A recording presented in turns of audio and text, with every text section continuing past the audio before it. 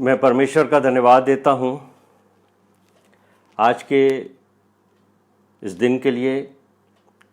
परमेश्वर ने हम सबों को जीवित रखा है और ये बाइबल स्टडी का, बाइबल अध्ययन करने का हमें अवसर दिया है। मैं धन्यवाद करना चाहता हूँ आराधना संदेश मिनिस्ट्री का, जिसके द्वारा ये बाइबल अध्ययन लगातार हम कर रहे हैं। उत्पत्ति के 4 अध्याय 8 से 26 पदों तक आज हम पढ़ेंगे और सीखेंगे। मैं ब्रदर एमरल्ड डी सिंह और ब्रदर हिमांशु सिंह का धन्यवाद देता हूं, जो इस मिनिस्ट्री को चलाते हैं फेसबुक पेज पर। वृंदावन में वो लोग रहते हैं। हम परमेश्वर का धन्यवाद करते हैं उनके जीवन के लिए और उनके द्वारा चलाई जाने वाली इस मिनिस्ट्री के लिए। आइए हम प्रार्थना करें और फिर हम उत्पत्ति का 4 अध्याय 8 से 26 पद तक हम आज अध्ययन करेंगे। हमारे जीवित महान और अत्यंत दयालु स्वर्गीय पिता, आपका धन्यवाद करते हैं आराधना संदेश मिनिस्ट्री के लिए, जो वृंदावन से आयोजित होती है प्रभु। उसके फेसबुक पेज पर जब हम उत्पत्ति के पुस्तक का अध्ययन कर रहे हैं प्रभु, आपका धन्यवाद करते हैं brother pastor emerald D Singh के मिनिस्ट्री के लिए और ब्रदर हिमांशु के लिए प्रभु, उनके परिवारों के लिए और जितने भी लोग प्रभु हमारे साथ इस अध्ययन में जुड़ते हैं, उन सबों के लिए हम आपसे बहुत आशीष चाहते हैं और पवित्र आत्मा की अगुवाई चाहते हैं। पवित्र आत्मा हमारे मार्गदर्शक हैं, पवित्र आत्मा हमारे गुरु हैं, वही हमें सिखाते हैं। सारा आदर और सारी महिमा हम प्रभु यीशु मसीह आपको देते हैं और ये विनती हमारे उद्धारकर्ता प्रभु यीशु मसीह के नाम से मांगते सुनो कबूल कर, आमीन। हमने पिछले शुक्रवार को उत्पत्ति के 4 अध्याय उसके पहले 7 पद पढ़े थे, 1 पद से और 7 पद तक। और प्रत्येक शुक्रवार को हम इस बाइबल अध्ययन के अंदर लगे हुए हैं और हमारा उद्देश्य यही है कि हम सब मिलकर बाइबल का अध्ययन करें और बहुत सारी उन बातों को सीखें जो परमेश्वर का वचन हमें सिखाना चाहता है। हम अपनी अपनी बाइबलों को खोल लें और उसके साथ ही हम उत्पत्ति का 4 अध्याय उसके 8वें पद से आज सीखना चाहेंगे। कैन ने अपने भाई हाबिल से कुछ कहा। और जब आप उत्पत्ति का 4 अध्याय खोलते हैं तो यहाँ एक ऐसी घटना है जिस घटना के बारे में हम जब चर्चा करते हैं या सुनते हैं तो हमारा दिल बड़ा दुखी होता है। यहाँ लिखा है 8वें पद में, तब कैन ने अपने भाई हाबिल से कुछ कहा और जब वे मैदान में थे तब कैन ने अपने भाई हाबिल पर चढ़कर उसे घात किया।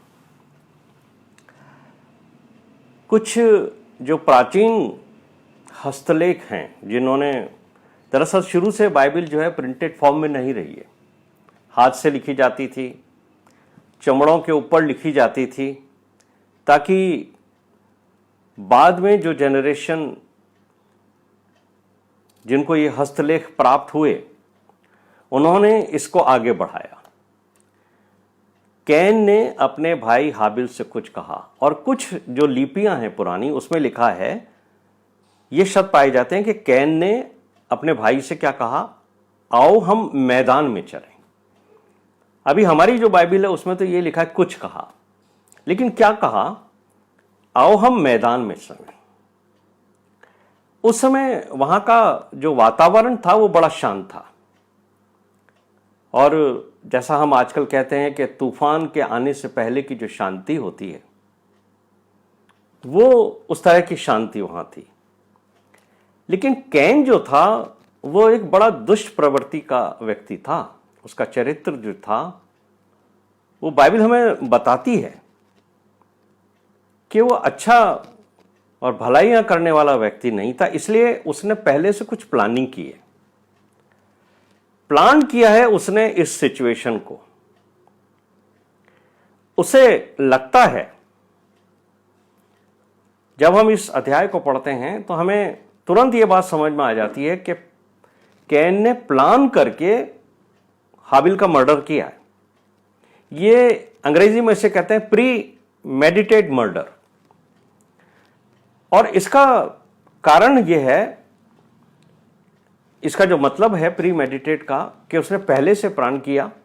क्योंकि 7वें पद में परमेश्वर ने जो उसको एक आज्ञा दी थी कि देख, पाप जो है वो तेरे दरबार पे पड़ा हुआ है, और यदि तू उस पाप के ऊपर विजय प्राप्त नहीं करेगा तो ये पाप यानी शैतान तुझ पर हावी हो जाएगा, और जब वो तुझ पे इन्फ्लुएंस करेगा तो फिर वो तुझसे वो काम कराएगा जो तू नहीं चाहता। तो हम यहां पर देखते हैं कि 9वें पद के अंदर लिखा है, 8वें पद में लिखा है, तब कैन ने अपने भाई हाबिल पर चढ़कर उसे घात किया। 7वें पद के अंदर जो परमेश्वर ने उसे आज्ञा दी थी, उसने उसको बिल्कुल इग्नोर किया। और यहां पर परमेश्वर की वो बात पूरी हुई है कि तुझे पाप पर प्रभुता करनी पड़े चाहिए, लेकिन पाप ने तुझ पर प्रभुता कर ली, और इसी वजह से यह हत्या हुई है। इस तरीके से पाप जो है वो पूरी मनुष्य जाति के अंदर फैलता चला गया। और परमेश्वर, जिसको सब कुछ पता होता है, उसने तुरंत आकर कैन से ये पूछा, तेरा भाई हाबिल कहां है? तुरंत आ गया परमेश्वर। उसने पूछा, तेरा भाई हाबिल कहां है? कैन ने क्या जवाब दिया है? मालूम नहीं, मुझे नहीं मालूम मेरा भाई कहां है। लेकिन परमेश्वर को सब कुछ मालूम है, क्योंकि परमेश्वर से कुछ भी छिपा हुआ नहीं। एक मनुष्य का कितना निरर्थक विचार है ये, वो ये सोचे कि किसी को मालूम नहीं होगा, किसी को पता नहीं चलेगा कि मैं क्या कर रहा हूं। इसी भ्रम के अंदर मनुष्य पूरे जीवन में जीता रहता है, किसी को पता नहीं पड़ेगा मैं क्या कर रहा हूं। इसलिए छुपकर जो पाप मनुष्य करता है, उसके लिए प्रभु यीशु मसीह ने लूका के अध्याय में कहा था कि कोई भी ऐसी चीज नहीं है जो तुम छुपकर करोगे वो हमेशा छुपी रहेगी। प्रभु यीशु मसीह कहते हैं, जो काम तुमने छुपकर किए हैं वो छत पर कोठों के ऊपर उसका प्रचार किया जाएगा, और जो काम तुमने कानों कान खुसफुसा कर बातें की हैं वो सबके सामने उजागर होंगी। ये मनुष्य का पागलपन है कि वो ये सोचे कि परमेश्वर को कभी कुछ पता नहीं चलता है। मेरे प्रिय भाइयों और बहनों, परमेश्वर को पता था कि हाबिल कहाँ है। कैन ने उसको क्या जवाब दिया था? क्या मैं अपने भाई हाबिल का रखवाला हूं? क्या मैं अपने भाई का रखवाला हूं? ये जो आंसर है, ये जो जवाब है, वो सारे संसार में आज भी प्रसिद्ध है, और लोग इसको एक कोटेशन के रूप में इस्तेमाल करते हैं। एम आई माई ब्रदर्स कीपर? वास्तव में तो उसे अपने छोटे भाई का रखवाला होना चाहिए, उसका रक्षक होना चाहिए था, क्योंकि एक बड़े भाई की यह जिम्मेदारी होती है कि वो अपने छोटे भाई को एक पिता तुल्य सुरक्षा दे। परमेश्वर ये चाहते हैं कि हर एक व्यक्ति अपने से छोटों को एक सुरक्षा के कवच में रखे। परमेश्वर ने उसको वार्न किया था, लेकिन वो यहां तक पहुंचा क्यों? क्योंकि परमेश्वर के जो बड़े भक्त हैं, प्रचारक चार्ल्स स्पर्जन, वो ये कहते हैं कि पहले तो कैन के मन में से परमेश्वर का भय निकल गया, उसके मन में से परमेश्वर का डर निकल गया, फिर उसने परमेश्वर की आज्ञा की अवहेलना की, तब उसके मन के अंदर यह भावना आ गई कि अब मैं तो मर्डर करूंगा, मैं हत्या करूंगा। तब जैसे ही इंसान परमेश्वर की आज्ञा की अवहेलना करने लगता है, उसके बोलने का तरीका भी फर्क हो जाता है। जैसे ही पाप आपके जीवन में आएगा, आपका बोलने का तरीका बदलता चला जाएगा। और यहां उसने जो बात कही है कि क्या मैं अपने भाई का रखवाला हूं, क्वेश्चन करने लगता है। अपने आप को छिपाने का जो मनुष्य का स्वभाव है, वो हम यहां से देखते हैं कि यहां से शुरू हुई है वो बातें। तो मेरे प्रिय भाइयों और बहनों, परमेश्वर ने उससे क्या कहा था, तूने ये क्या किया है, क्या किया है तूने ये, क्योंकि तेरे भाई हाबिल का लहू भूमि में से मेरी ओर चिल्लाकर मेरी दुहाई दे रहा है। हाबिल का लहू चिल्लाता है जमीन के अंदर से। और यहां पर मेरे प्रिय भाइयों और बहनों, मुझे और आपको मालूम होना चाहिए कि दो तरह के मनुष्य हैं जिनका लहू बहाया गया है। एक तो वो मनुष्य हैं जिन्होंने साधारण जीवन व्यतीत किया, जिन्होंने प्रभु यीशु मसीह का संदेश लोगों तक पहुंचाया, अच्छा जीवन जीने के लिए प्रेरित किया, लेकिन लोगों ने उन्हें मारा, उनकी हत्याएं की, और उनका लहू जो है वो भूमि के अंदर बहकर भूमि ने उस लहू को पिया है। एक तो वो लोग हैं जो परमेश्वर के अनुग्रह का जो सिंहासन है, प्रकाशित वाक्य में आपको ये पद मिलेगा, इसे ढूंढिए आप। ऐसे लोग जिनको परमेश्वर के कार्य की वजह से अपने प्राणों का बलिदान देना पड़ा, वो लोग आज भी भूमि में से चिल्लाते हैं। वो ये पूछते हैं कि हे परमेश्वर, तू हमारे लहू का बदला कब लेगा। तो हाबिल का जो लहू है वो परमेश्वर से उम्मीद करता है, वो चिल्लाता है, मेरी हत्या का बदला ले, मेरे लिए तू कुछ कर। लेकिन दूसरा लहू बहाया है हमारे प्रभु यीशु मसीह ने। ये लहू भी बहा है, लेकिन प्रभु यीशु मसीह का लहू जो है वो हाबिल की तरह अपना बदला नहीं मांगता। वो लहू जो यीशु मसीह ने बहाया है वो लोगों के लिए क्षमा मांगता है, वो लोगों के को पापों से छुड़ाने के कार्य को करता है। वो परमेश्वर से कहता है, प्रभु मेरा लहू जो है इन लोगों के पापों की क्षमा के लिए बहाया है, तू इन्हें क्षमा कर दे। हाबिल का लहू अपने कीमत मांगता है, अपने बलिदान को मांगता है कि प्रभु मैंने बलिदान दिया है, मेरा बदला ले। लेकिन यीशु मसीह का लहू हमें पापों से छुड़ाने के लिए, वो हमें क्षमा के लिए परमेश्वर के हुजूर अपनी बात को रखता है। इब्रानियों का 12वां अध्याय उसका 24वां जो पद है वहां लिखा है, मगर यीशु का लहू हमारे पापों की क्षमा मांगता है, फॉरगिवनेस ऑफ आवर सिन। तो ब्लड ऑफ एबल जो है spoke and it spoke of judgement, वो न्याय मांगता है। चौथे अध्याय जेनेसिस 4, 11 और 12 में ये बात लिखी है कि यहां परमेश्वर ने सबसे पहले जो व्यक्ति है कैन, उसको श्राप दिया है। अब यहां से एक ऐसे व्यक्ति की स्ट्रीम, एक ऐसे वैसे का व्यक्ति का वंश शुरू होता है जो श्रापित है। मैंने आपको पिछले बाइबल स्टडी में ये बताया था कि परमेश्वर ने आदम को पाप नहीं दिया, आदम के कारण भूमि श्रापित हुई है। लेकिन यहां हम देखते हैं कि परमेश्वर ने हत्या की वजह से कैन को श्रापित किया है।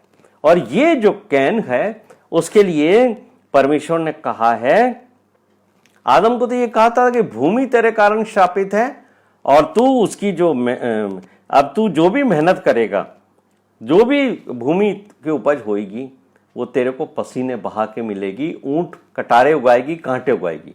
लेकिन हाबिल को जो परमेश्वर ने दंड दिया है उसको आप अपने बाइबल के अंदर पढ़िए, देखिए क्या लिखा है वहां पर। परमेश्वर ने हाबिल से कैन से कहा है 12वें पद में, उत्पत्ति 4:12 में, चाहे तू भूमि पर खेती करे तो भी उसकी पूरी उपज फिर तुझे ना मिलेगी और तू पृथ्वी पर भटकने वाला और भगोड़ा होगा। परमेश्वर ने उसको ये बात स्पष्ट कही है कि तुझे मिट्टी में अपने लिए पैदावार पैदा करनी पड़ेगी, भोजन पैदा करना पड़ेगा, लेकिन याद रख इस मिट्टी की उपज अब तुझे कभी भी पूरी नहीं मिलेगी। इसलिए मनुष्य जितनी भी खेती करता है, जितनी उपज करता है, उसका पूरे मेहनत का फल उसे नहीं मिलता।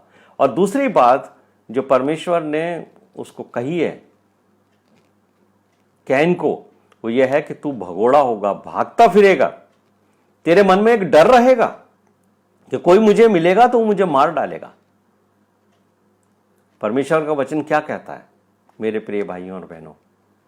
ऐसे हैं जिनका कोई पीछा नहीं करता, लेकिन डर उनके मन में इतना होता है कि वो दिन रात भागते रहते हैं कैन की जैसे, कि कोई हमें पा लेगा तो हमें मार डालेगा। लेकिन परमेश्वर ने उसको आश्वस्त किया था कि नहीं, कोई तुझे नहीं मारेगा, और मैं तेरे लिए एक चिन्ह ठहराता हूं।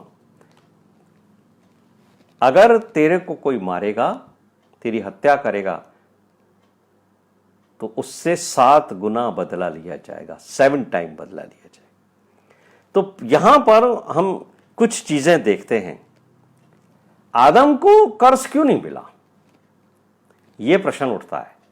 पाप तो आदम ने भी किया, आदम को कर्ज परमेश्वर ने नहीं दिया, लेकिन कैन को परमेश्वर ने कर्ज किया, उसको श्राप दिया। उसका कारण और उसका भेद समझ लीजिए। दरअसल क्या है, आदम के केस में यह था कि उसकी वजह से भूमि श्रापित हुई थी। उसका कारण था कि आदम ने जो पाप किया था, तो उसने अपने आप को नुकसान किया था। उसके पाप से किसी दूसरे व्यक्ति को नुकसान नहीं हुआ था। इसको ऐसे मैं आपको समझा देता हूं कि आदम के पाप से आदम को नुकसान हुआ, लेकिन कैन के पाप से दूसरे इंसान को हर्ट हुआ, उसको नुकसान हुआ। और क्या नुकसान हुआ था कि एक हत्या हो गई थी, एक व्यक्ति की मृत्यु हो गई। आदम ने जो पाप किया, उसको कैसे एक्सप्लेन करूं मैं आपको। जैसे आप सिगरेट पीते हो, शराब पीते हो, गुटखा खाते हो, उससे क्या होता है, आपका शरीर दूषित होता है, आप अपने शरीर को नुकसान देते हो। यह भी पाप है। शराब पी के आप बहुत गलत गलत काम करते हो, वो आप अपने विरुद्ध पाप करते हो, अपने शरीर के विरुद्ध पाप करते हो। उससे आपको हानि होती है, किसी दूसरे व्यक्ति को हानि नहीं होती है। तो आदम ने जो पाप किया था, आदम को हानि हुई थी अपने काम से, लेकिन कैन ने जो पाप किया है, कैन की वजह से एक व्यक्ति की हत्या हुई है। और अगर आज के परिप्रेक्ष्य में देखें मेरे प्रिय भाइयों और बहनों, एक बड़ी सीरियस बात मैं आपको बताता हूं कि कैसे आज हम जो हैं वो दूसरों को तकलीफ देते हैं। हमारे जो पाप हैं उसकी वजह से दूसरा व्यक्ति तकलीफ पाता है, उसे हर्ट होता है। जैसे हम बैठ करके लोगों के विरुद्ध गॉसिप्स करते हैं, हम बैठ करके ग्रुप बना लेते हैं और लोगों के किसी एक व्यक्ति का चरित्र का हनन करते हैं, उसका पोस्टमार्टम करने लग जाते हैं, और हम अफवाहें फैलाते हैं उसके विरुद्ध। कई बार अफवाहें फैलाने से एक व्यक्ति का चरित्र हनन करते हैं हम, और जो उसके चरित्र में नहीं है, जो बातें उसके नहीं है, उसको भी हम मनगढ़ंत बनाते हैं और लोगों के बीच में फैलाते हैं। अफवाहें फैलाना किसी व्यक्ति को हर्ट करता है, उसके चरित्र को हर्ट करता है, उसके जीवन को हर्ट करता है। ये वो पाप है जो मेरे और आपके ऊपर कर्ज लेके आता है। इसलिए जब आप के कार्यों से किसी व्यक्ति को हर्ट होता है, किसी को व्यक्ति को तकलीफ पहुंचती है, तब आपके ऊपर पाप आता है। जैसे कैन के द्वारा जो पाप किया गया, उसके द्वारा हाबिल को हर्ट हुआ, यह कर्ज का कारण बना। लेकिन जो व्यक्ति था आदम, उसने अपने विरुद्ध पाप किया, उसने किसी दूसरे को तकलीफ नहीं पहुंचाई, इसलिए उसको कर्ज नहीं मिला, भूमि को मिला। इसलिए मैं आपको ये बात कहना चाहता हूं, टेक इट सीरियसली। जब भी आप किसी दूसरे व्यक्ति को हर्ट करते हैं, बहुत तकलीफ होगी आपको। 13वें पद में क्या लिखा है, कैन ने क्या बोला था जब खुदा ने उसे पनिशमेंट दिया था, मेरा दंड सहने से बाहर है। क्या बात है ये वो भाषा है उन लोगों की भाषा जो न्याय सिंहासन के सामने जब परमेश्वर उनको दंड देगा कि तुम नरक में जाओ, तुम स्वर्ग में आने के लायक नहीं हो। यह भाषा उन लोगों की है जो कहेंगे हमारा दंड सहने के योग्य नहीं है। मेरे प्रिय भाइयों और बहनों, यह बहुत ही खतरनाक चीज है। हर उस व्यक्ति को जो इस संदेश सुन रहा है, उसको इस बात के ऊपर ध्यान देना चाहिए कि यह एक मौका है कैन के पास कि वो अपने पापों की क्षमा परमेश्वर से मांगता। लेकिन उसने अपने पापों को महत्व नहीं दिया, उसने उस दंड को महत्व दिया है। उसको वो दंड भारी लग रहा है, उसका पाप उसे भारी नहीं लग रहा है। अगर मैं और आप ये सोचते हैं कि हमें नरक में जाने का दंड मिलेगा, वो दंड हमारे को परेशान करता है, तो याद रखिए हम उस चाल पे चल रहे हैं जो कैन हमारे की तरह की चाल है। मेरे प्रिय भाइयों और बहनों, मुझे और आपको उस दंड से ज्यादा उस पाप के ऊपर गंभीर होना है कि जो पाप हमने किया है वो परमेश्वर को हर्ट करता है, वो परमेश्वर को दुख पैदा करता है। मुझे और आपको उस पाप की ग्लानि होनी चाहिए, उससे डरना चाहिए, ना कि हमें उस बात की चिंता करनी चाहिए कि इस पाप की वजह से हमें जो दंड मिलने वाला है वो दंड भारी है। बल्कि हमें यह सोचना चाहिए कि एक पाप की वजह से प्रभु यीशु मसीह ने बलिदान किया है और वो पाप मैंने किया है, मेरा पाप गंभीर है। इस पाप का जो परिणाम या दंड मुझे मिलेगा वो महत्वपूर्ण नहीं है, महत्वपूर्ण आपका पाप है। लेकिन जो लोग जिनको शैतान अपने कब्जे में कर लेता है, वो लोग उस दंड की चिंता करते हैं, उस पाप की चिंता नहीं करते। वो सोचते हैं कि जो हम पाप कर रहे हैं अब उसका दंड हमें क्या मिलेगा। और कई बार कई बातें आपको ये समझा दी जाती हैं कि ये पाप इतना गंभीर नहीं है, इस पाप के प्रति आप मत ज्यादा विचार कीजिए, ये तो छोटा पाप है, इसका परिणाम आपको इतना नहीं भुगतना पड़ेगा। तो लोगों का ध्यान जो है वो दंड के ऊपर ज्यादा जाता है, अपने पाप पर नहीं। लेकिन यहां मैं आपको बताना चाहता हूं कि मुझे और आपको अपने पाप की गंभीरता को समझना है, दंड की गंभीरता को नहीं समझना है। और यहां पर कैन जो है वो जब पाप करके दूर चला गया तो उसने एक ऐसे वंश को जन्म दिया, एक ऐसे बच्चों को, एक ऐसी पीढ़ी उसके द्वारा जो है इस संसार में पैदा हुई जो परमेश्वर से दूरी बनाकर चलने लगी। मेरे प्रिय भाइयों और बहनों, ये बहुत गंभीर बात है कि कैन जब परमेश्वर से दूर हुआ तो याद रखिए कि उसके आने वाली पूरी पीढ़ी भी परमेश्वर से दूर होती चली गई। अगर हम पाप करके खुद परमेश्वर से दूर हो जाते हैं तो हमारे घर में जो बच्चे और संतानें उत्पन्न होती हैं वो भी हमारे परमेश्वर से दूर होती चली जाती हैं। और उसका जो उदाहरण है वो बाइबल के इस चौथे अध्याय के अंदर लिखा हुआ है, उत्पत्ति के चौथे अध्याय के अंदर। और ये बड़ी गंभीर बात लिखी हुई है। देखिए, कैन के वंश में 21वें पद में लिखा है यूबाल उत्पन्न हुआ। वो वीणा, बांसुरी और विभिन्न बाजों को, विशेषकर स्ट्रिंग इंस्ट्रूमेंट होते हैं ना, उनको बजाने वाला था। ये जो स्ट्रिंग इंस्ट्रूमेंट हैं ये मुझे और आपको बताते हैं ये जो रॉक म्यूजिक आज दुनिया के ऊपर छाया हुआ है, स्ट्रिंग म्यूजिक, जिसको बजाने वाले पूरी दुनिया को प्रभावित करते हैं, यहीं से एंटरटेनमेंट वर्ल्ड की शुरुआत हुई है। इन लोगों का परमेश्वर से कोई लेना देना नहीं है। ये बजाते हैं, गाते हैं, लोगों को प्रसन्न करते हैं, मनुष्य को एनकरेज करते हैं, प्रभावित करते हैं और परमेश्वर से दूर लेके जाते हैं। ये जो रॉक म्यूजिक है वो हिप्नोटाइज करता है। और मैं ये देख रहा हूं वेस्टर्न कल्चर के अंदर, वेस्टर्न चर्च के अंदर जो बड़े बड़े प्रचारक हैं वो इन रॉक म्यूजिक को अपनी मिनिस्ट्री का एक पार्ट बना रहे हैं। और आपने देखा होगा कि बहुत सारे जो बड़े बड़े प्रचारक होते हैं उनके आने से पहले उनके स्टेज के ऊपर बड़े बड़े कलाकार आकर के और ड्रम्स बजाते हैं। और ये जो स्ट्रिंग इंस्ट्रूमेंट हैं बहुत ज्यादा बजाया जाता है, इतना तूफान होता है, इतने जबरदस्त तरीके से वहां पर शोरगुल होता है कि आपका सारा ध्यान उस रॉक म्यूजिक की तरफ जाता है। और आपने कभी इस बात पे गौर किया कि ये वो लोग हैं जो अपने कपड़े बदन पे आधे पहनते हैं, उनके बदन के ऊपर टैटू आपको दिखाई देंगे, जिसके बारे में परमेश्वर के वचन से बिल्कुल सख्त मनाही की गई है। वो सब काम वो करते हैं,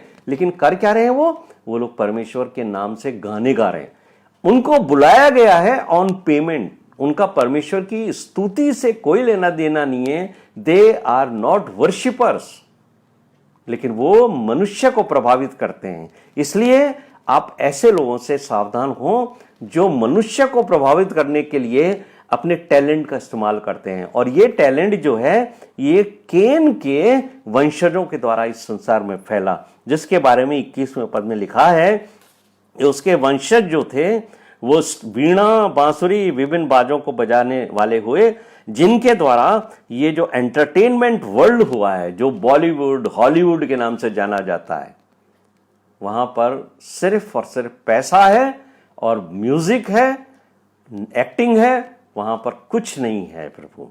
तो जब पिता लोग भटक जाते हैं, मेरा कहने का क्या तात्पर्य है, जब पिता लोग भटक जाते हैं तो बच्चों को भी शैतान जो है वो धीरे धीरे अपने काबू में कर लेता है। कैन के जीवन से, उसके परिवार के जीवन की शैली से हम शैतान के कामों की प्रणाली और उसके द्वारा कार्य करने के तरीके को भी समझते हैं। देखिए 17वें पद के अंदर क्या लिखा हुआ है, कैन ने एक शहर बसाया। अब देखिए ये हुई शुरुआत, परमेश्वर से पहले दूर चले गए, उसके बाद कैन ने एक शहर बसाया। उसने उस शहर का नाम अपने बेटे के नाम पर रखा हनोक। हनोक उसका बेटा है। अब यहां पर से किस चीज की शुरुआत हुई है, यहां पर अर्बनाइजेशन, बिल्डिंग्स को बनाना, लोगों को इकट्ठा करना, लोगों को एक स्थान पर रखना, उनको बसाना, यहां से बिजनेस शुरू हुआ है। शहर को बसाने के लिए मजदूर चाहिए, यहां पर व्यापार होगा, जब लोग बैठेंगे बिजनेस होगा, यहां पर इंडस्ट्रीज चलेंगी, अब यहां पर बिजनेस होगा, पैसा होगा, धन संपत्ति होगी। और ये चीज जो इंडस्ट्री को डेवलप करती है, इंडस्ट्री जब आदमी के अंदर पैसा कमाने की धुन होती है, तब वहां पर सब तरह की बुरी चीजें डेवलप होती हैं, क्योंकि मनुष्य पैसे को कमाने के लिए किसी भी स्तर तक जा सकता है। आप देखिए क्या किया है उसने, बाइबल क्या बताती है, कैन ने एक शहर बसाया, अपने बेटे के नाम पर उसका नाम हनोक रखा। यहां से जो मैसेज है वो ये है कि चारों तरफ स्ट्रॉन्ग मैन सेंटर्ड वर्क, यहां पर परमेश्वर से कोई लेना देने नहीं है। It is not a God centred work. यहां परमेश्वर को बीच में रखकर कार्य नहीं किया गया। ये जो काम किया जा रहा है वो मैन सेंटर्ड है। परमेश्वर का इस परिवार के जीवन में कोई स्थान नहीं है। यहां पर क्या हो रहा है, मनुष्य के द्वारा मनुष्य के लिए, मनुष्य को ऊंचा करने के लिए हनोक का नाम सदा स्थिर रहे, इसलिए उसके नाम पर बनाया गया, लोगों को बसाने के लिए बनाया गया, मनुष्य के द्वारा बसाया गया। ये जो स्ट्रीम है, जो ये जो तरीका है काम करने का, मनुष्य के द्वारा किया जाता है, मनुष्य के लिए किया जाता है और मनुष्य को ऊंचा करने के लिए किया जाता है। एक दूसरी स्ट्रीम है, एक दूसरा वंश है जिसके बारे में हम आगे देखेंगे। वो परमेश्वर के लिए काम करता है, परमेश्वर के साथ लोगों को बढ़ाता है, परमेश्वर को ऊंचा करने के लिए किया जाता है। आज कैन के द्वारा भी मिनिस्ट्रीज चलाई जाती हैं। वो हमें लगता तो है कि ये जो काम है, ये जो मिनिस्ट्री है वो परमेश्वर के काम की है, लेकिन बहुत सारे आज ऐसे परमेश्वर के लोग हैं जिन्होंने अपनी मिनिस्ट्री अपने लिए स्थापित की है। वो फैमिली मिनिस्ट्रीज होती हैं, वो लोगों को इनवाइट करते हैं परमेश्वर के नाम से, परमेश्वर के भवन में बुलाते हैं, वो भवन वो स्वयं बनाते हैं, अपना निवास स्थान भी कर लेते हैं, परमेश्वर के लिए लोगों को आमंत्रित किया जाता है और वो अपनी महिमा उसके द्वारा कराते हैं और लोग गवाहियां देते हैं कि हम इस प्रभु के, इस भक्त के घर में आए, इसने हमारे लिए प्रार्थना की और हमें चंगाई मिली। तो वो मनुष्य के द्वारा, मनुष्य के लिए, मनुष्यों को ऊंचा करने के लिए जो मिनिस्ट्रीज बताई जाती हैं, इस मिनिस्ट्रीज को देखने के लिए भी परमेश्वर स्वर्ग से उतरता है। याद है आपको, हम 11वें अध्याय में आगे इसका वर्णन पढ़ेंगे। क्या है वो, निम्रोद। निम्रोद ने लोगों को इकट्ठा किया कि हम एक ऐसी गुंबद बनाएं जो आकाश से बात करें और वहां से हम परमेश्वर के पास चढ़ के परमेश्वर से बातें करेंगे। लोगों को परमेश्वर से बात करने के लिए आमंत्रित किया गया। लोगों को लगा कि हम परमेश्वर से बात करेंगे, लेकिन क्या था उसके पीछे की भावना, मनुष्य के लिए, मनुष्य के द्वारा मनुष्य को आदर देने के लिए। ऐसे जो भी काम किए जाते हैं आज की तारीख में, जो एक पर लोगों को लगता है कि ये व्यक्ति परमेश्वर का भक्त है, ये परमेश्वर के लिए कार्य कर रहा है, लेकिन उसका हिडन एजेंडा ये होता है कि वो व्यक्ति अपने लिए काम करता है, लोगों को अपनी ओर आकर्षित करता है और अपना स्वराज्य, अपना राज्य संसार में स्थापित करता है।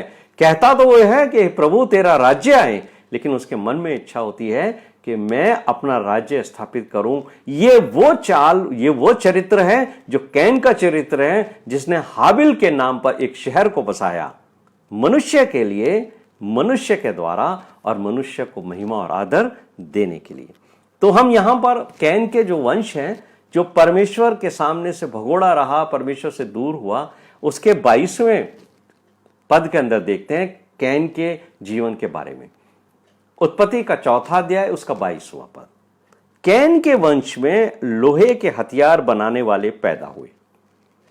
अभी तक मनुष्य के मन में हथियार बनाने की इच्छा नहीं थी, लेकिन क्योंकि जब हम परमेश्वर से दूर चले जाते हैं तब हमारा रिवेंजफुल एटीट्यूड डेवलप होता है। हम दूसरों को हानि पहुंचाने की कोशिश करते हैं।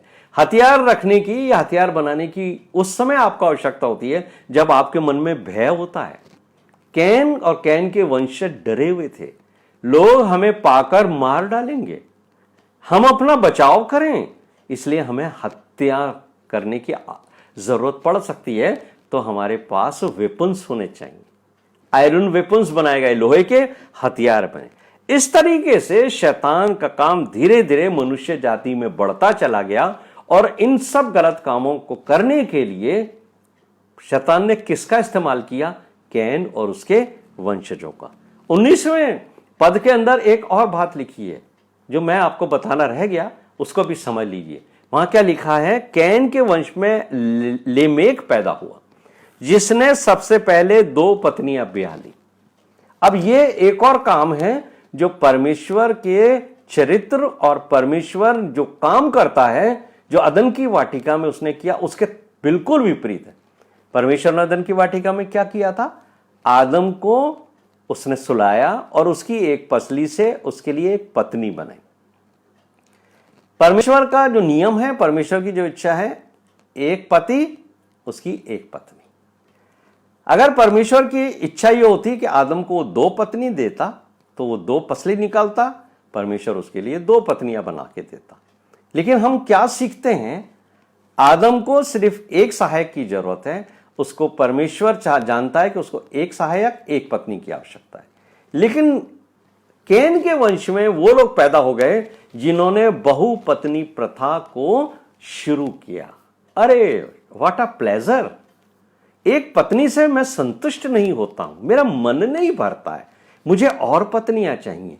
ये जो स्ट्रीम है, ये जो कार्य है, ये जो वंश है, ये जो चरित्र है, ये शैतान का चरित्र है जो मनुष्य के अंदर लस्ट पैदा करता है, जो मनुष्य के अंदर अति बहुपत्नी, पत्नी और दूसरी स्त्रियों के शरीर की अभिलाषाएं पैदा करता है। यही वासना को पैदा करता है, लस्ट को पैदा करता है, और इसके द्वारा बहुत सारे लोग जो हैं वो बहुत समस्याओं में फंस जाते हैं। तो सबसे पहले ये जो बहुपत्नी, 2 पत्नियां रखने का रिवाज शुरू हुआ, वो कैन के वंशजों से हुआ जो परमेश्वर से दूर थे। जैसे जैसे आप परमेश्वर से दूर होगे, परमेश्वर के नियमों के विपरीत ही आप काम करोगे। अब देखिए उसने क्या करा। लेमेक ने अपनी पत्नी का नाम, एक का नाम उसने आदा रखा, एक का नाम उसने सिल्ला रखा, है ना। आदा जो थी उसका क्या अर्थ होता है? आदा का मतलब होता है प्लेजर, आदा का मतलब होता है ऑर्नामेंट, जो आपको आकर्षित करता है, प्लेजर जो आपको संतुष्टि देता है। पुरुष का ये स्वभाव है कि उसको स्त्री का शरीर संतुष्टि देता है, ये उसकी आवश्यकता है। परमेश्वर ने इस आवश्यकता को देखकर उसको एक पत्नी दी, ताकि जब उसके सेक्सुअल डिजायर हो और वो अपनी पत्नी के साथ सेक्सुअल रिलेशन में जाए, शारीरिक संबंध में जाए, तो उसकी पत्नी गर्भवती होकर उसके लिए बच्चों को जन्म दे और परमेश्वर के सामने वंश उसका उत्पन्न रहे। हमेशा परमेश्वर चाहता है पीढ़ी से पीढ़ी मैं तुम्हारा परमेश्वर बना रहूंगा। इसके लिए परमेश्वर संतान उत्पत्ति की क्षमता उसने स्त्री को दी है। तो यहां पर इसकी जो पत्नी है आदा, उसके नाम की जो अर्थ है वो मैं आपको बता रहा हूं। पहला अर्थ मैंने आपको बताया प्लेजर, दूसरा ऑर्नामेंट, और तीसरा अर्थ है उसका ब्यूटी, सुंदरता। सुंदरता और ऑर्नामेंट्स ये पुरुष को आकर्षित करते हैं और फिर उसको वो प्लेजर देते हैं। तो ये जो आधा वर्ड है उसका मतलब है ये 3 शब्द। दूसरा जो उसकी पत्नी थी उसका नाम था जिल्ला, इंग्लिश में उसको सिल्ला कहते हैं। ये सिल्ला जो थी उसका मतलब है शेड, लग्जरियस कवरिंग। आहा, ये जो महिलाएं अपने आप को कवर करती हैं, छिपाती हैं, नए नए तरीके के ऑर्नामेंट्स से, गहनों से छिपाती हैं, बहुत सारी ऐसी चीज़ों से अपने आप को कवर करती हैं कि जिसकी वजह से पुरुष उनकी ओर आकर्षित होते हैं। जितनी भी सुंदरता को ढांपा जाता है वो सुंदरता उस सुंदरता से ज़्यादा आकर्षक लगती है पुरुष को जो खुली हुई होती है। जो स्त्री का चेहरा खुला हुआ है, जो स्त्री ओपनली घूमती है, उसको देखकर पुरुष आकर्षित होता है, लेकिन इतना आकर्षित नहीं होता जितना वो उस ढकी हुई स्त्री से होता है जिसने अपने आप को लग्जरियस कवरिंग कहा। और इसको लग्जरियस कवरिंग ऑफ हेयर भी कहते हैं। जैसे सिल्ला का मतलब है कि नए नए तरीके के बालों को गूंथना, नए नए बालों के स्टाइल बनाना। और ये क्यों बनाए जाते हैं? सिंपल भी रहा जा सकता है, लेकिन पौलुस यही कहते हैं कि तुम्हारा जो चरित्र है वो इन बातों में नहीं फंस जाए कि तुम जो हो अपनी पवित्रता को इसमें ढूंढो कि तुम सौंदर्य का प्रदर्शन करो और पुरुषों को आकर्षित करने के लिए तुम नए नए तरीके के हेयर स्टाइल लाओ। ये परमेश्वर की भक्ति में शामिल नहीं हो सकते। और उसका कारण यही है कि ये जो सिल्ला है, इसका जो चरित्र है वो आज की उन महिलाओं में आ गया है जो किससे प्रभावित होती हैं? जो बॉलीवुड और हॉलीवुड से प्रभावित होती है। बॉलीवुड और हॉलीवुड की जो नींव रखी गई है वो मैंने आपको बताया कैन के उन बेटों के द्वारा रखी गई है जिन्होंने ये स्ट्रिंग इंस्ट्रूमेंट को बनाया और जिन्होंने जो है तूफान रचा।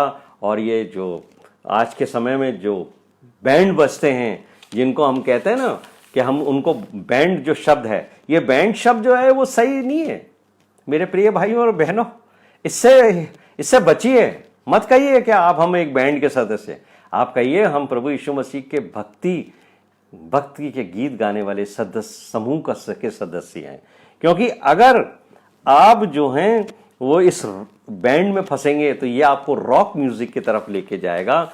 और रॉक म्यूजिक जो है वो केन के उस परिवार के वंशजों के द्वारा उत्पन्न किया गया जो उसको दूर लेके जाते थे। अब हम देखेंगे 23 और 24 पर। यहां पर लेमेक भी कैन के वंश से उत्पन्न हुआ था और देखिए वो एक हत्यारा था। क्या चरित्र है! एक बार एक परिवार में एक पिता ने हत्या कर दी। अब इसके वंश में जितने बच्चे पैदा हुए उनमें तरह तरह के ऐसे गुण हैं, अवगुण हैं, गुण नहीं कहूंगा मैं इसे, अवगुण हैं जो परमेश्वर के गुणों के विपरीत हैं। यह है कहने का मेरा मतलब।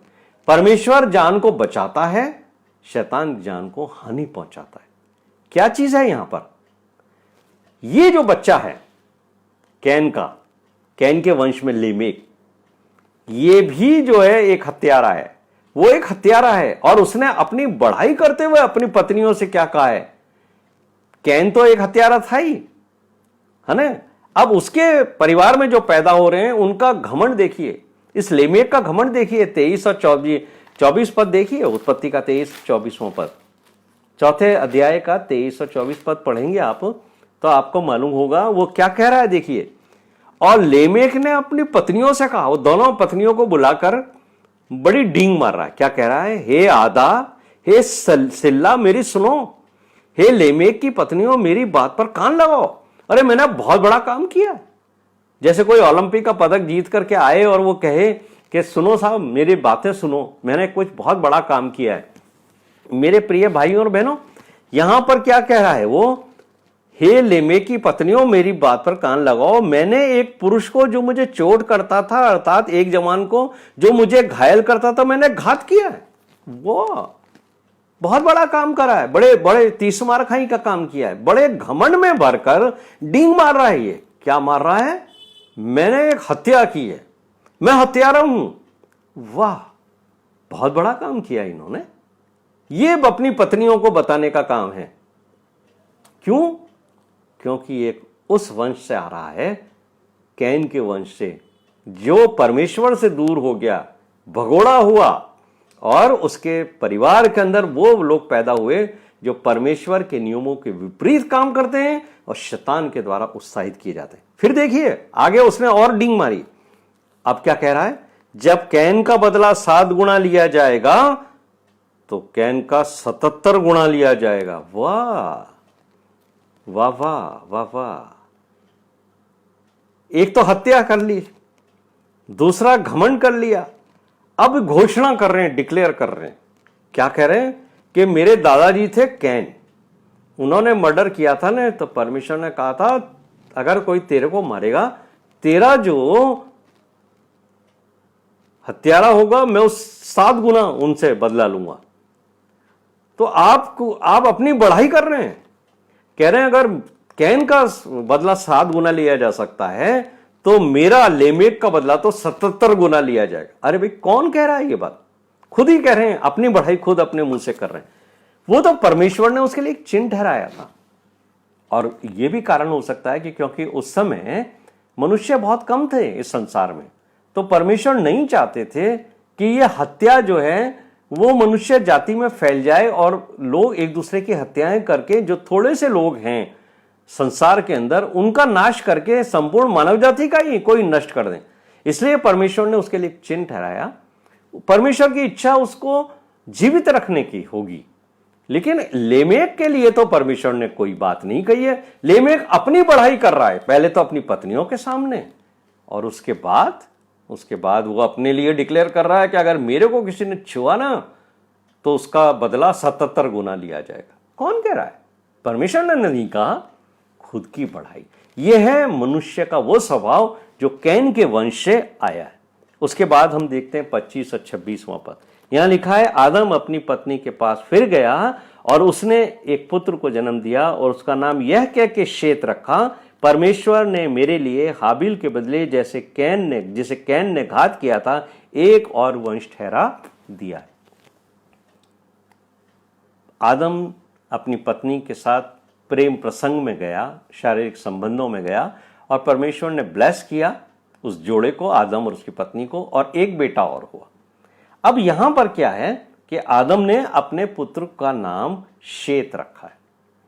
शेत उसने रखा, यह उसकी भावना है, परमेश्वर ने उसको अगुवाई की होगी। यह इनकारनेशन नहीं है कि शेत जो है दोबारा पैदा हुआ है, ये याद रखिए। ये उसकी भावना नहीं है, ना ही परमेश्वर ने उसको इस बात के लिए उत्साहित किया है। शेत ने दोबारा जन्म नहीं लिया है। जैसे बहुत सारे धर्मों में कहा जाता है कि एक व्यक्ति जो मर जाता है तो वो दोबारा जन्म लेता है। दोबारा जन्म नहीं लेने की भावना नहीं है। शेत का जो चरित्र था वो किसके चरित्र के जैसा होगा? हाबिल के जैसा। यहां पर जो मांग की गई है, परमेश्वर ने मेरे लिए हाबिल के चरित्र की जैसा एक बेटा दिया है जिसको कैन ने घात किया था। अब मैंने प्रार्थना की कि प्रभु, मेरा जो बेटा हाबिल जिसको मृत्यु हो गई, वो एक अच्छे चरित्रवान था, वो तुझसे बात करता था, वो एक भला बच्चा था जिसको तू प्यार करता था प्रभु, जिसको तू चाहता था, उसके जैसा चरित्रवान एक बच्चा मुझे और देना। तो जब ये बच्चा पैदा हुआ है शेत, उसके लिए उसकी ये भावना है, और परमेश्वर ने उसे आशीष किया है शेत को। उसके अंदर से उसी चरित्र की भावना और सुगंध हमें पता पड़ती है, क्योंकि शेत के जो वंशज हुए हैं वो कैन के वंशजों से विपरीत थे। कैन के वंशजों ने मनुष्य के द्वारा मनुष्य के लिए, मनुष्य को आदर देते हुए मनुष्य की महिमा के लिए काम किए, लेकिन शेत के वंश से जो लोग पैदा हुए हैं उनका चरित्र देखिए। 26वें पद के अंदर जो बात लिखी हुई है उसको मुझे और आपको गंभीरता से और पढ़ना चाहिए। देखिए क्या लिखा है, शेत के भी एक पुत्र उत्पन्न हुआ और उसने उसका नाम एनोश रखा। उसी समय से लोग यहोवा से प्रार्थना करने लगे। ये हैं वो लोग जिनमें हाबिल का चरित्र आ गया, जिसके लिए परमेश्वर से आदम और हवा ने प्रार्थना की थी कि प्रभु, वो बेटा जो तुझे प्यार करता था, जिससे तू भी प्यार करता था, उसके चरित्र जैसा एक बच्चा हमें देना। और परमेश्वर ने उनकी प्रार्थना सुनकर शेत को उनको दिया। शेत के वंश में जो एक बच्चा पैदा हुआ है, एनोश के समय से बाइबल कहती है कि मनुष्य ने परमेश्वर से प्रार्थना करना शुरू किया, यानी परमेश्वर की संगति करना, परमेश्वर को महिमा देना, परमेश्वर को आदर देना। तो ये जो शेत है, निश्चित तौर से इसका चरित्र परमेश्वर की वेदी के सामने समर्पित जीवन होगा। ये परमेश्वर को भेंट चढ़ाता होगा, पूरे मन के साथ, अपने मन को क्लीन हार्ट करके परमेश्वर की इच्छा के अनुसार वो जीवन व्यतीत करता होगा और उसकी भी भेंटें परमेश्वर स्वीकार करता होगा। इसीलिए उसके वंश के अंदर परमेश्वर ने आशीष दी कि तेरे वंश को मैं अपने नजदीक रखूंगा, मैं उनसे बात करूंगा, उनकी प्रार्थनाएं सुनूंगा। तो ये जो शब्द यहां पर लिखा है, उसी समय से जब एनोश पैदा हुआ उसके और द्वारा एनोश ने सबसे पहले प्रार्थना की और एनोश के द्वारा उसके जो वंश की पीढ़ियां आगे बढ़ी, वो सब परमेश्वर से प्रार्थना करने लगे। और हम सब जानते हैं कि परमेश्वर से प्रार्थना करना उससे बात करना है। मेरे प्रिय भाइयों और बहनों, आज हमने इस चौथे अध्याय को पूरा किया है। आने वाले शुक्रवार को हम 5वें अध्याय को पढ़ेंगे और समझेंगे। मैं आप सबका धन्यवाद करता हूं और आपसे विनती करता हूं कि आप आराधना संदेश मिनिस्ट्री के इस फेसबुक पेज के ऊपर इस बाइबल अध्ययन से जुड़ें। ये बाइबल अध्ययन हमारे भाई पास्टर एमरल्ड डी सिंह और भाई हिमांशु सिंह की मेहनतों से आप तक पहुंचता है। और परमेश्वर की अगुवाई में जो मैं अध्ययन करता हूं, जो मैं स्टडी करता हूं, वो मैं आप तक पहुंचाता हूं। और मैं उम्मीद करता हूं कि जो वचन की स्टडी करके परमेश्वर ने मुझे आशीष दी है, उसी वचन के द्वारा परमेश्वर आपको भी इन गहरे भेद भरी बातों को समझने का अवसर देगा, ताकि हम जान सकें कि उत्पत्ति की जो पुस्तक है वो पूरी बाइबल का निचोड़ है। इस अध्याय और इस पुस्तक के द्वारा, इस अध्ययन के द्वारा प्रभु हम सबको आशीष दे। आप सबको जय मसीह की।